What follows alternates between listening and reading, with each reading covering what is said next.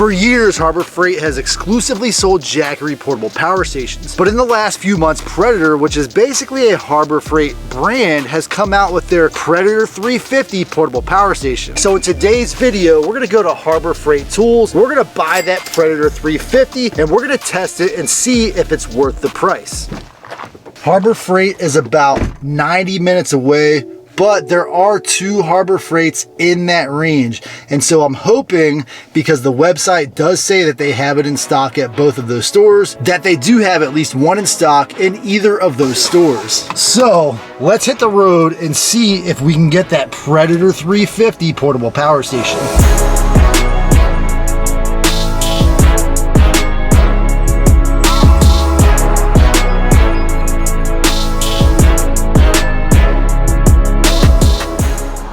We're here.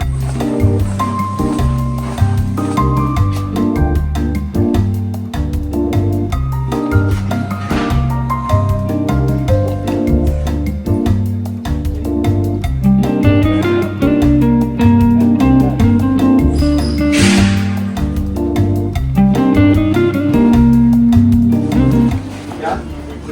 Awesome. Appreciate it. Thank you.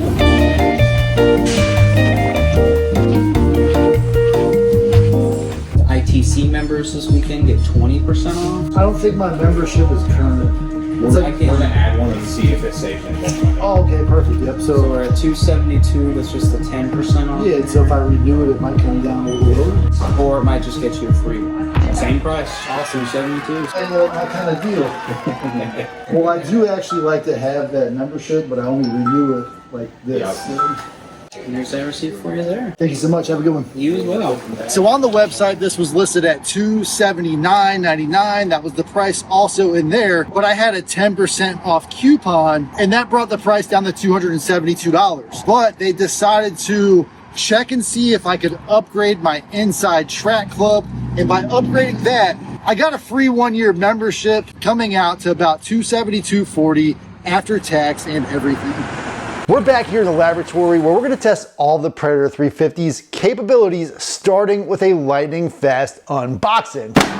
And there it is, the Harbor Freight Predator 350 portable power station. This power station comes with all of the accessories that you need, starting with a car charging cable, a solar panel adapter, and of course a wall charging cable. And in true Harbor Freight fashion, we have a really nice user manual. And my favorite thing in this user manual is of course this parts diagram, but you cannot service any of the internal parts. The first thing you'll notice out of the box is that it does say fully charge before first use or voids warranty. Then charge every 3 months. As someone who's not a fan of ambiguous warranties, I'm not sure why then charge every 3 months is in parentheses. However, the Predator 350 does offer a 5-year warranty through Harbor Freight. So in my case, I purchased it in store. It did show up in my digital account. And so if I have any problems with this power station over the next 5 years, I know that Harbor Freight has a really good warranty system where I can take this in, exchange it, or possibly even upgrade it or get a refund in 3 to 5 years if they no longer carry this item. And since I do want this power station to last up to 5 years, I am going to go ahead and follow those instructions, top this thing off before I get into any other testing. And folks, your eyes are not deceiving you. This thing says that it has 41% internally. It's gonna take 2 hours and 24 minutes to top off, and it's only pulling in just over 75 watts from the wall outlet. And if you bought the Predator 350 off the shelf at Harbor Freight, this will probably be the one feature that disappoints you the most. It only accepts up to 100 watts from the wall outlet. I'm currently pulling in just under 80. You can also put in about 100 watts from the USB-C, and then again, another 120 watts from its Anderson PowerPole solar panel input.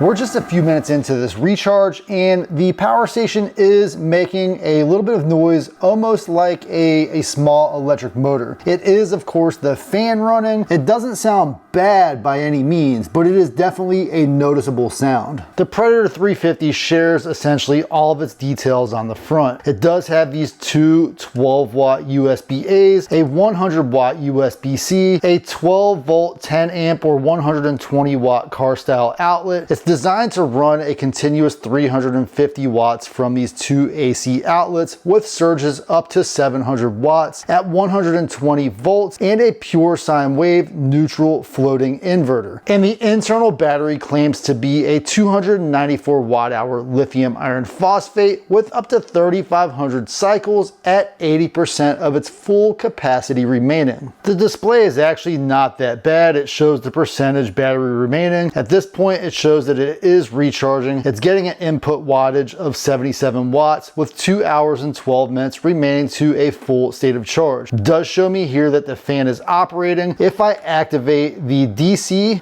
the USB, and the AC outlets, everything is illuminated on this display. If you want to turn off the display, you just hit that button. And I believe if you want to turn the power station off when it's not in use, you would hold this button for about 3 seconds. The Predator 350 does have your standard injection molded feeling plastic, and the design styling is reminiscent of the Rockpals brand, which is now defunct. It also appears that all of the screws here are a Torx 27 or a Torx 30 bit.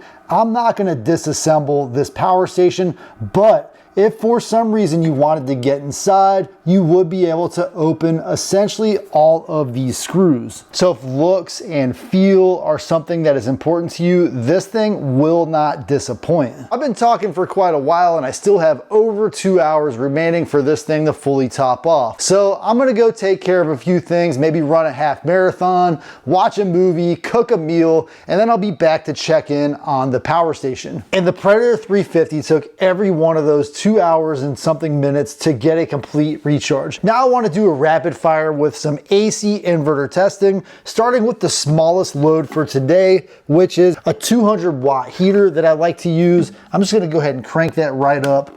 Now I have not done a battery capacity rundown test, which I will do a little bit later in the video, but with this essentially 200 watt load, this thing says that it's going to run for an hour and 6 minutes, which is really only about 66% of that rated capacity. Now for the rest of these tests, I do want to keep in mind that this thing is rated to have a continuous output of 350 watts. That brings me to my egg boiler. I've had one of these egg boilers for probably the last decade. They pull just about 300 watts. And so I wanted to see if the Predator 350 can handle that load. The egg boiler pulls 360 watts and the battery thinks it will last around 39 minutes. So I've got a couple of crazy results from this test. First of all, my egg cooker pulled maybe about 14% from this battery. It ran that 360 watt load no problem. Another observation was that the egg boiler ran for about 8 minutes. At its maximum output, it looked like I was getting just above 50, maybe 55 decibels. That's a success in 2 ways for this power station. Number one, when it starts to get hot, the fans sound like they have some pretty reasonable heat management. And then number two, I know that I can run that 350 watt load for at least about 10 minutes. If I remember correctly, this one's gonna pull about 550 watts. And so what I wanna see is how long will this pull that 550 watts before it shuts down.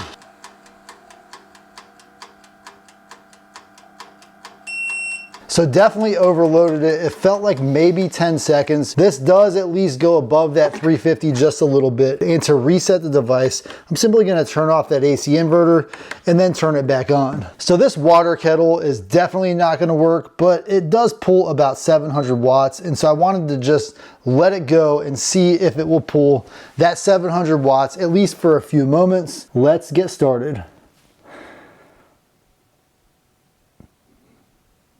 5 seconds about, and that's all it lasted. That is about the limit of anything I would expect from this power station. It's not really designed to boil water, to run cooking devices. There might be a few of those smaller ones that you can operate it with, But as we saw earlier, the egg cooker is about the best you're gonna do with this power station. Now what I wanna do is top it back off and see how much power do I get in real world conditions. My time lapse did mess up, but after 4 hours and 9 minutes, I got 253 watt hours out of the 294 rated capacity, which isn't great, but it's also not bad. So after putting Harbor Freight's cheapest power station through its paces, here are my final thoughts. For the price I paid, honestly, while it gets the basics right in terms of battery capacity and providing power for essential devices, I'm not entirely sure that it's the best value for $272. As we saw in the tests, it was able to power those 350 watt loads, and the convenience of buying it locally is a real plus. However, considering some of the limitations we found, such as that slower charging, no Bluetooth connectivity, and no Wi-Fi, it makes me wonder if the Predator 350 truly stacks up. And this leads me to my next point. Should Harbor Freight make the rest of their power station lineup more competitive? Based on my experience with the cheapest model, I definitely think there's room for improvement across the board to really compete with established players like EcoFlow, Bluetti, and even the Jackery that this essentially replaces. They should focus on enhancing features like charging speeds, increasing power output on their higher end models, and ensuring their pricing is in line with the value offered by those other brands in the market. Ultimately, while the Predator 350 does the basics for the $272 I spent, I'd encourage you to do your research and compare it to the other available options. You might find that spending a little more money could get you a significantly better deal, performance, and features.